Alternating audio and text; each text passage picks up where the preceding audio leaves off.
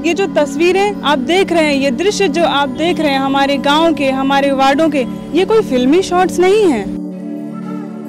ये जो ग्रामीण और नागरिक हैं, इनकी दशा पे हम बरबस ही अफसोस के अलावा और कुछ नहीं कर सकते। जिन पंचायती राज्यों के सपने हमारे पूर्वजों और हमारे नेताओं ने देखे थे, वो सभी इन दृश्यों को देखने के बाद हमें टूटते हुए नजर आ रहे हैं, धूमिल होते हुए नजर आ रहे हैं। हमारी जनता कल भी परेशान थी और आज भी परेशान है। हमारी देश की जनता को सिर्फ और सिर्फ झूठे वादों पर जिंदा रखा गया है। विकास हो रहा है, विकास हो जाएगा, ये सभी खाना पूर्तियां हमारे राज्य की विधानसभाओं और लोकसभाओं के सत्रों में नेताओं की आवाजों और बाबुओं की फाइलों में दब के रह गई हैं। लोगों को उनकी मेहनत का फल नहीं मिल रहा है। गांव में आज भी बिजली नहीं है, पानी नहीं है, सिंचाई की व्यवस्थाएं नहीं हैं। गांव में शिक्षा और अस्पतालों की हालत बेहद दयनीय और जर्जर है। चारों तरफ भ्रष्टाचार और बेईमानी का बोलबाला है। इन सभी में वो सपने पंचायती राज्यों के सत्ता के विकेंद्रीकरण के अपना दम तोड़ते हुए नजर आ रहे हैं। ऐसा क्यों है? आइए इस विषय पे बात करते हैं। आज हम बात करेंगे सत्ता के विकेंद्रीकरण के बारे में। सत्ता का विकेंद्रीकरण, डिसेंट्रलाइजेशन ऑफ पावर्स। संविधान के अनुच्छेद 40 में राज्यों को अधिकार दिया गया कि वो पंचायतों का गठन करें। वर्ष 1992 में इस देश में ऐतिहासिक काम हुआ कि इस देश में त्रिस्तरीय पंचायतों का गठन किया गया। संविधान का 73वां 74वां संशोधन लागू किया गया। 73वें संविधान के अनुसार ग्रामीण स्तर पर जिला पंचायत, क्षेत्र पंचायत, ग्राम पंचायत को अधिकार दिया गया कि वो किस तरह विकास का काम करेंगे।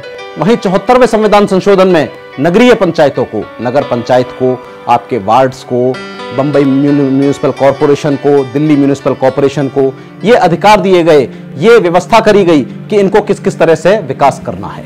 आज 1992 से लेकर लगभग 24 साल हो गए, लेकिन इन 24 सालों में जो पंचायतों को अधिकार या जिस पंचायतों की सपना देखकर महात्मा गांधी जी ने ये त्रिस्तरीय पंचायती राज की सपना देखा था, वो आज कहां है और क्यों इस देश में पंचायती राज व्यवस्था को समाप्त किया गया, इसके बारे में भी आपको जानना जरूरी है।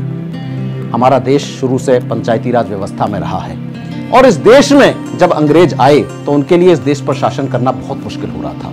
वो इस देश की जो एक कहते हैं कल्चर को, इस देश की संस्कृति को खत्म करना चाहते थे। 1947 में देश तो आजाद हो गया, लेकिन हम उसी व्यवस्था को चला रहे थे जो अंग्रेज हमें छोड़ के गए थे, अर्थात सेंट्रलाइजेशन की व्यवस्था, केंद्रीयकरण की व्यवस्था। क्योंकि अंग्रेजों की ये चाह थी, अंग्रेजों की ये जरूरत थी कि उनको एक कलेक्टर एक जिले में बैठालना होता था जहां से वो सारा रेवेन्यू कलेक्ट करते थे, पैसा कलेक्ट करते थे। लेकिन और वो पैसा ले जाकर अपने विदेश ले जाते थे, अपने इंग्लैंड में ले जाते थे। ये उनकी जरूरतें थी। हमारी जरूरत केंद्रीयकरण नहीं है, हमारी जरूरत विकेंद्रीकरण है, सत्ता का विकेंद्रीकरण है। हमारी जरूरत है कि हर उस स्तर पर, आखिरी स्तर पर जो हमारे गांव में व्यक्ति बैठा है उसको अधिकार मिले ताकि वो अपना विकास कर सके। 1959 में नागौर में यह व्यवस्था चालू करी गई थी और उसके बाद 1992 में 73वां 74वां संविधान संशोधन सिर्फ कागजों में लागू हुआ है, चुनाव भर तक सीमित है, लेकिन हकीकत में धरातल पर नहीं पहुंचा। इसके बारे में हम आपसे चर्चा करेंगे, आइए देखते हैं आगे।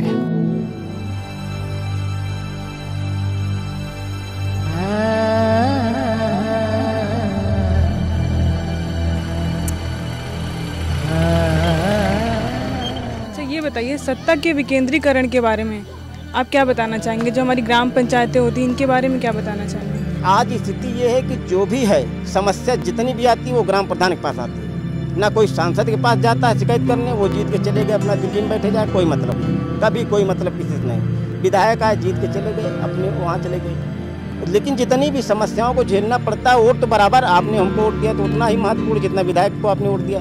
लेकिन सारी समस्याएं क्यों आती हैं कि ग्राम प्रधान के ही पास आती हैं। जब मतदाता वोट आपको देता तो उनका अधिकार कर्तव्य नहीं है कि आप जाएं और लोगों की बात सुने।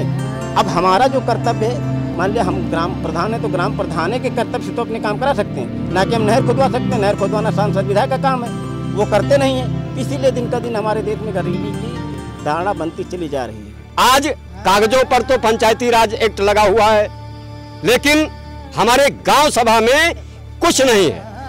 गांव सभा हमारा बिल्कुल जीरो पर है।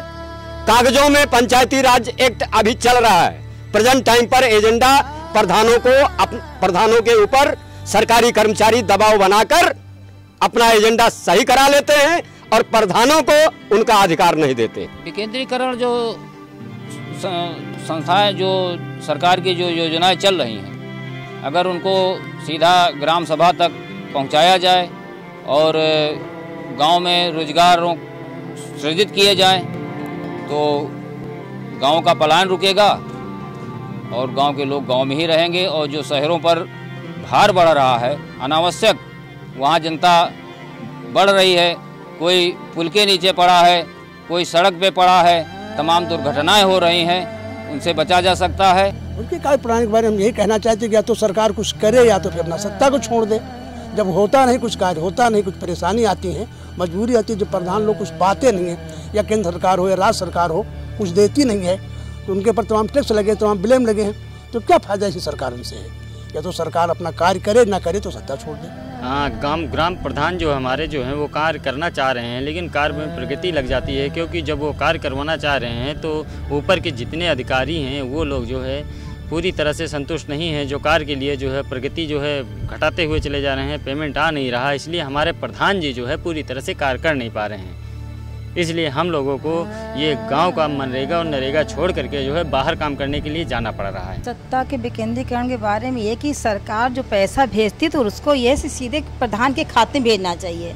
जो ऊपर से पैसा चलता राज्य सरकार के पास आता, राज्य सरकार से फिर वो जिले पे आता, जिले से फिर इस तरीके डिस्ट्रीब्यूट होता है, तो आते आते पैसा जो है मेरे तक बनफोर रह जाता है और हम लोग जानकारी नहीं मिल पाती कि हम लोग खाते में कितना पैसा और कैसे आया। कार्य कराने के लिए हम लोग कार्य कराना चाहते हैं, लेकिन कार्य कराने के लिए हम लोग पास मतलब उपरोक्त धन नहीं होता है कि हम लोग जानकारी नहीं हो पाती पैसा कितना कहाँ कैसे है। ये सब देखने के बाद आज हमारे जहन में कुछ प्रश्न खड़े होते हैं कि क्या सिर्फ कागजों पर पंचायती राज प्रणाली को लागू कर देने से देश का वो सपना जो स्वर्गीय महात्मा गांधी जी ने देखा, जो स्वर्गीय चौधरी चरण सिंह जी ने देखा, ग्राम स्वराज का वो सपना पूरा हो जाएगा? जवाब है हरगिज नहीं। सत्ता का विकेंद्रीकरण का अर्थ है कि पावर को, ताकत को एक अधिकारी के हाथ से लेकर विभाजित कर उसे अन्य लोगों तक विभाजित करना और उसे फिर से प्रतिस्थापित करना।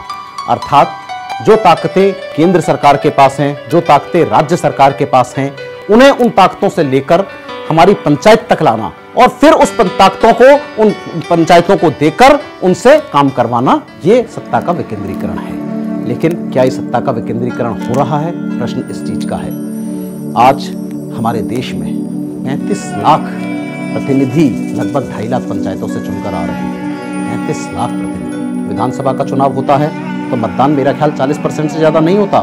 वहीं लोकसभा के चुनाव में मतदान 30% 35% से ज्यादा नहीं होता। लेकिन इन्हीं पंचायती राज के चुनाव में मतदान जो होता है वो 100% और 90% से ज्यादा होता है। अर्थात जनता जिन पर 90% 100% विश्वास कर रही है, क्या हम उन प्रतिनिधियों को उनके अधिकार दे रहे हैं? दिल्ली और लखनऊ के एयर कंडीशन कमरों से जो व्यवस्था चल रही है उसे गांव तक लाना जरूरी है।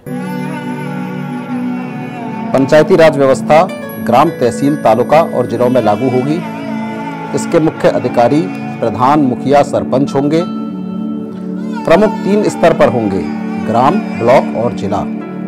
इन पंचायती राजों पर प्रतिवर्ष लगभग हजारों करोड़ रुपए तक खर्च होते हैं। दोस्तों, आज सवाल इस बात का है कि इतना हजारों करोड़ रुपया खर्च करने के बाद क्या हमारे गांवों का, किसानों का, नौजवानों का कोई फायदा हुआ है?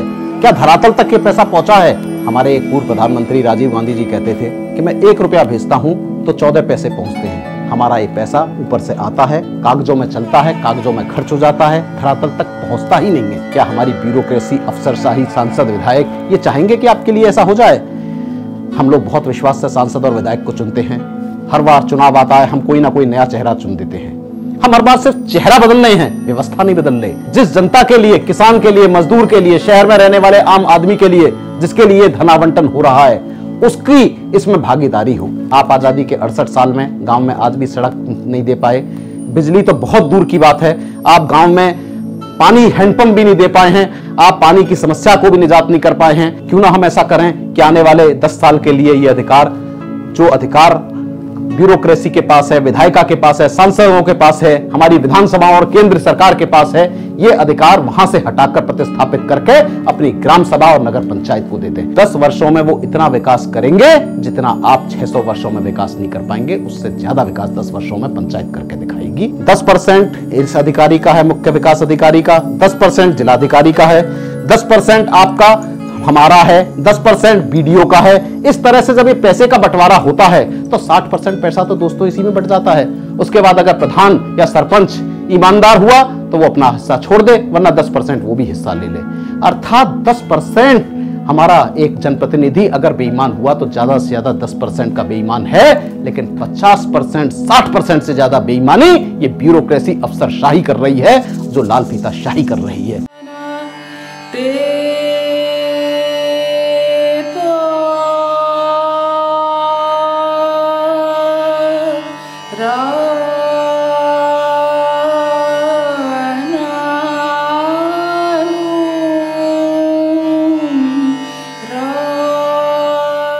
आज उत्तर प्रदेश में शिक्षा की व्यवस्था पूरी तरह से चरमरा चुकी है। हमारे जिलों की, नगर की, गांवों की शिक्षा की व्यवस्था इस तरह बर्बाद हो चुकी है जिसकी कल्पना भी आप नहीं कर सकते।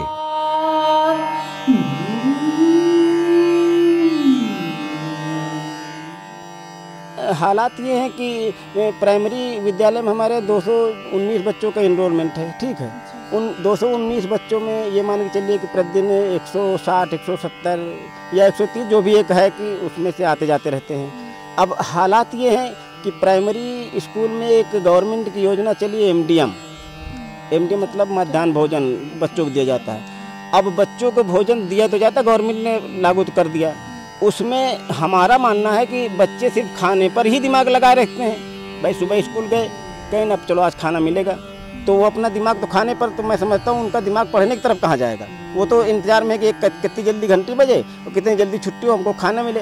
अब बात रही एमडीएम की, तो गवर्नमेंट अभी पिछले साल मैं प्रधान था तो 6 महीना लगभग एमडीएम का खाद्यान्न ही उपलब्ध नहीं करा पाया। हमारे यहाँ शिक्षाएं जो चल रही हैं, सरकारी उच्च प्राथमिक विद्यालय जो चल रहे हैं, उसमें मान के चलिए कि अगर 4-5 टीचर होना चाहिए। जो कक्षा 5 तक के स्कूल है उसमें मान के चलिए एक टीचर जो है स्कूल संभाल रही हैं और अन्य टीचर उसमें नज़र नहीं आ रहे हैं, क्योंकि शिक्षा की प्रगति में मेरे बच्चे जो हैं वो अच्छी तरह से पढ़ नहीं पा रहे हैं। हमारे उच्च प्राथमिक विद्यालय में 1 से 2 टीचर रहती हैं, कम से कम 5 टीचर होना चाहिए। हम यही जानते हैं कि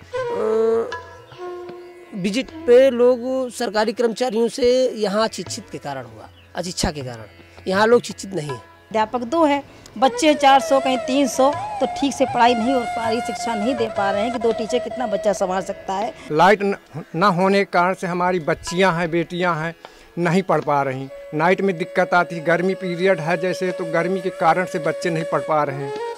थोड़ा कॉलेज भी अच्छे नहीं हैं। प्राइमरी स्कूलों में ये दशा है कि मैडमें आती हैं और केवल लाखा पूरी करके अपना काम करके दस्तखत किया और चली गई, कोई आया कोई नहीं आया। यहाँ पर हमको एक जूनियर स्कूल की आवश्यकता है। बच्चे जाते हैं वहाँ, मैडम जी आती हैं, अपना दस्तखत किया, थोड़ी देर देखा, नहीं चली गई। सरकारी स्कूलों की स्थिति तो बड़ी दयनीय है। जैसे मिड डे मील योजना चल रही है, उसमें भोजन परोसा जाता है। आप लोगों ने देखा होगा, रोज़ समाचार पत्रों में आता है, कहीं लड़के बीमार पड़ जाते हैं, कहीं कुछ हो जाता है। अभी एक बार हम लोगों ने कई स्कूलों का सैंपलिंग किया मिड डे मील की, तो उसमें बिल्कुल सड़ा हुआ अनाज जो है मिला। मैडम आती हैं, पढ़ाती हैं, मास्टर साहब आते पढ़ाते हैं, क्या पढ़ाते हैं राम जाने का। जब प्राइवेट ना हो तो बच्चे बेकार हैं। प्रश्न है कि इसका समाधान क्या है, किस तरह से शिक्षा की व्यवस्था सुधरेगी, किस तरह से हम अपने बच्चों को अपने उन स्कूलों में भेजेंगे जहां हमारे हजारों करोड़ रुपए तनख्वाहों और उनकी मेंटेनेंस के नाम पे, उनको मरम्मत के नाम पे खर्च हो रहे हैं। 70,000 रुपये एक महीने में एक प्राइमरी के टीचर को मिल रहा है, और वो 70,000 रुपये लेके कर क्या रहे हैं वो टीचर? वो स्कूल में जाकर मिड डे मील बनवा रहे हैं, खाना बनवा रहे हैं। क्योंकि हमारी देश की सरकार ने सोचा कि हम इतने निकम्मे हो चुके हैं हमारी व्यवस्था कि यहाँ बच्चे पढ़ने के लिए ऐसे नहीं आएंगे, तो हम खाना अगर मुफ्त में दे दें तो शायद हमारे बच्चे आ जाएंगे। हमारी केंद्र में बैठी सरकार ने सोचा, प्रदेश सरकार ने सोचा, हो सकता है अच्छा सोचा हो, लेकिन इसका परिणाम ये हुआ दोस्तों कि हमारे मास्टर, हमारे प्रधान, हमारे सरपंच पूरे दिन सिर्फ इन खाना बनाने में लगे रहते हैं, उनके पास कोई दूसरा काम नहीं है। हमारी ये पूरी व्यवस्था बदलने के लिए हमें गांवों को अधिकार देना पड़ेगा। जिस दिन हम पंचायत के नियंत्रण में दे देंगे, और ऐसा नियंत्रण देंगे कि अगर शिक्षक ना पढ़ाए तो शिक्षक को बर्खास्त करने का अधिकार, शिक्षक को सस्पेंड करने का अधिकार, शिक्षक को तबादला करने का अधिकार जिस दिन पंचायतों को दे देंगे उस दिन या तो ये शिक्षक पढ़ाना शुरू कर देंगे और या नौकरी छोड़कर किसी अन्य व्यवसाय में चले जाएंगे। हमारा ये सॉल्यूशन इस शिक्षा के लिए शायद लोकदल ऐसी व्यवस्था करेगा कि जिस दिन लोकदल सत्ता में आएगा या सत्ता से बहुत दूर भी होगा, थोड़ी सी ताकत में आएगा, तो ग्रामीण व्यवस्था बदलने को उत्तर प्रदेश में पंचायतों को शिक्षकों का और अधिकार पूरी तरह से देगा।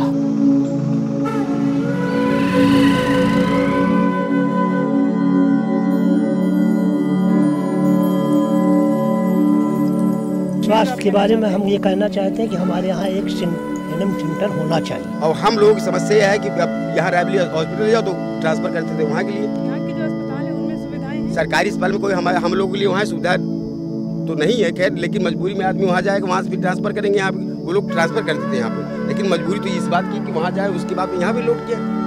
तो ये समस्या तब तक तो आदमी पता नहीं जिंदा है कि मर जाएगी। दवाओं का अभाव है।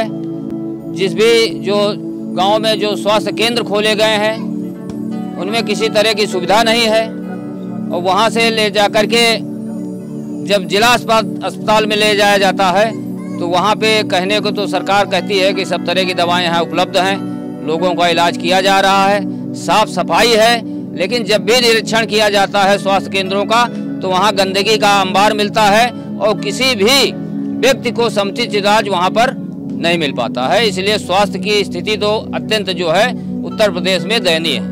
स्वास्थ्य के बारे में मैडम जी यहाँ कोई सुविधा नहीं है, न यहाँ कोई अस्पताल है, न यहाँ कुछ है। जो डिस्ट्रिक्ट हॉस्पिटल है इसमें कागज पे तो इसमें सारे संसाधन उपलब्ध कराए गए हैं, कागजों में पूरे संसाधन यहाँ उपलब्ध है। एक्सरा भी होगा, हर बीमारी का इलाज वहाँ होगा, लेकिन अगर हमारा किसान यहाँ से जाता है किसी तरह तो आपो बीपो करके वहाँ पहुँचता है, पहुँचने के बाद उसका जेब सीधा काट लिया जाता है, पहुँचते ही पहले एक इंजेक्शन लगाया जाता है 400 रुपया का, और वो भी बाहर से लाना पड़ता है। महिलाओं की व्यवस्था तो ये है कि यहाँ से डिलीवरी हुई, मुलायम सिंह सरकार ने एक एम्बुलेंस चला रखी है और उस एम्बुलेंस को फोन करके जब बुलाया जाता है तो पहले तो वो 200 रुपया मांग लेते हैं, 200 रुपया वो ले लेते हैं। उसके बाद जब वहां ले जाते हैं तो महिला को इधर उधर करके उसको दबा दुबा के चिलवाया जाता है और उसकी बात कहा जाता है कि इसका ऑपरेशन के बगैर बच्चा नहीं हो सकता, उससे पैसे ऐंठे जाते हैं। इस तरह का हमारे यहाँ महिलाओं की दशा है। कई महिलाएं तो गेट पर अपने पैर तक त्याग चुकी हैं, हम लोगों ने ये चीज देखा है। जैसे हमारे यहाँ मतलब स्वास्थ्य केंद्र भूमि है, क्या है वहाँ एक डॉक्टर बैठता है, बीमार चल जाए, मरीज चला जाए, मर जाए, वहाँ तक बड़ा सरकारी रायबरेली के अंदर बड़े बड़े डॉक्टर वहाँ बैठते हैं, लेकिन वहाँ देख लीजिए क्या है, कागज पे सब कुछ है। लेकिन अगर एक मरीज वहाँ पहुँचता है तो पहले जेब में पैसा हो तो जेब काटी जाए तो पैसा दिया जाए, नहीं प्राइवेट से प्राइवेट जाना है। मेरे यहाँ जो गांव में एनएम वगैरह आती हैं वो पूरी तरह से दवाई वितरित नहीं हो पाती है और मान के चलिए जो बच्चों को सुई लगती है उसकी पूरी सूचना भी नहीं दी जाती है। हर घर को सूचना पहुँच नहीं पाती है, कोई पहुँचा कोई नहीं पहुँचा। इसलिए हमारे यहाँ बच्चे जो है बहुत पीड़ित हैं। कोई पोलियो का शिकायत है, कोई लंगड़ा है, कोई अंधरा है, सब ऐसे जो है सारे बच्चे परेशान हैं क्योंकि हम लोग गरीब हैं। शौचालय यहाँ आज तक कोई भी गवर्नमेंट शौचालय नहीं बने हुए हैं। नहीं बने तो महिलाएं जो हैं, जो बच्चे छोटे बच्चे सब बाहर खेत फील्ड में जाते हैं। तो इसलिए शौचालय की व्यवस्था करना सरकार का मतलब प्राथमिकता के तौर पे कि वो, और कई वारदातें भी होती शौचालय कमी से, जो वारदातें आए दिन होती रहती हैं वो वारदातें होना बंद हो जाए।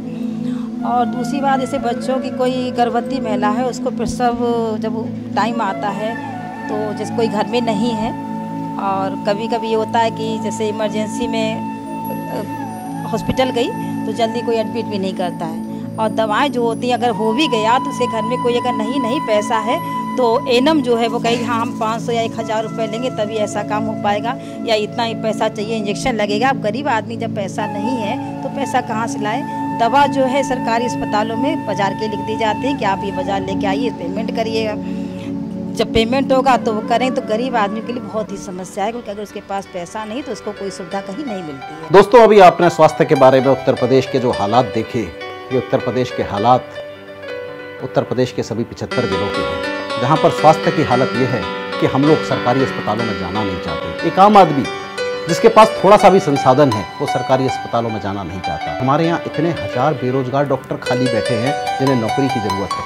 आखिर किस चीज़ का इंतजार हमारी सरकार कर रही है उनके अपॉइंटमेंट करने में? आखिर क्या कारण है कि ये जो हालात स्वास्थ्य के हैं ये किस तरह से ठीक होंगे दोस्तों?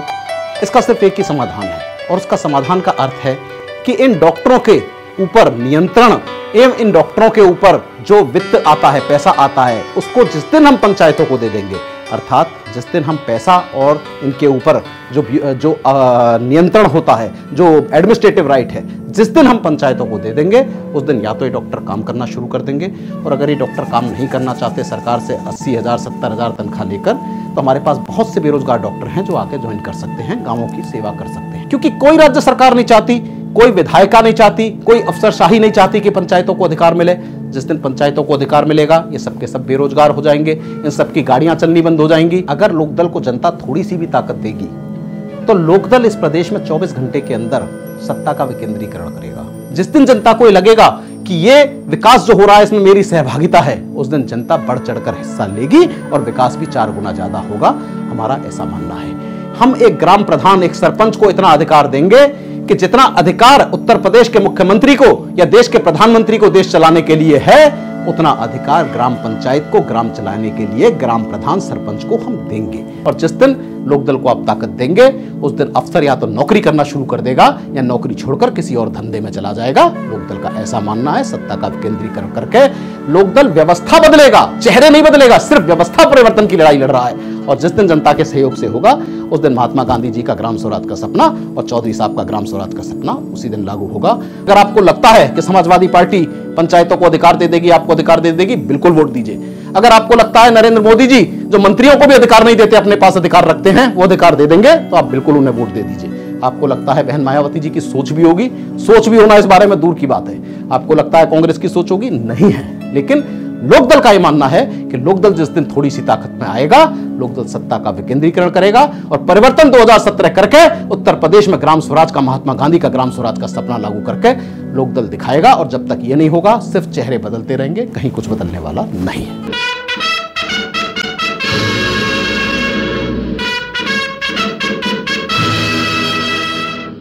सुशील अग्रवाल जी, आपने स्वर्गीय चौधरी चरण सिंह जी के साथ काम किया है, तो तब के टाइम में और आज की राजनीति में क्या फर्क है? देखिए, मैं उनके साथ 8 साल संबद्ध जरूर रहा और मैं अपने अनुभव से कह सकता हूँ कि उस समय की राजनीति सेवा भाव के लिए होती थी और आजकल प्रोफेशन है और प्रोफेशन में सब कुछ जायज है। चौधरी चरण सिंह के रहते ही चौधरी राजेंद्र बाबू ने लोकदल के राष्ट्रीय अध्यक्ष बन चुके थे। उनके बनने के बाद उनके लड़के हैं चौधरी सुनील सिंह जी, जिनके सानिध्य में हम लोग आज भी लोकदल फल फूल रहा है और यही असला लोकदल है। इसका चुनाव चिन्ह खेत जोतता हुआ किसान था, तब भी था, आज भी है और कल भी रहेगा। ये असली लोकदल है, ये चौधरी साहब का है। बाबू सुनील सिंह इसके राष्ट्रीय अध्यक्ष हैं, इसके पूर्व प्रधानमंत्री जी चरण सिंह है, ये उनका लोकदल है। हम लोकदल के लोग किसानों के हितों की लड़ाई लड़ते आए हैं, हमेशा से लड़ते आए हैं, लड़ते रहेंगे। हम ही एक ऐसे हैं जो किसानों को भला कर सकते हैं। सिर्फ उत्तर प्रदेश और हिंदुस्तान में एक ही लोकदल असली लोकदल है। वो लोकदल चौधरी चरण सिंह ने किसानों के लिए गठित किया था, गरीबों के लिए, गांव के लिए गठित किया था। शोषण को और प्रतिभा पलायन को हम और हमारा दल पूरी तरीके से रोकने के लिए जो है वचनबद्ध है। लोकदल का मानना कि समान शिक्षा होना चाहिए, समान कोर्स होना चाहिए, समान पाठ्यक्रम होना चाहिए। लोकदल की यह मांग है कि जब वो सत्ता में आएगा तो सत्ता के विकेंद्रीकरण को पूरी तरह लागू करेगा और 36 विभाग को प्रदेश में लागू करके जो पैसे का वितरण है विकास का, उसको गांव तक पहुंचाएगा, ताकि गांव के हर आदमी को सत्ता का, विकास का पूरा लाभ मिल सके।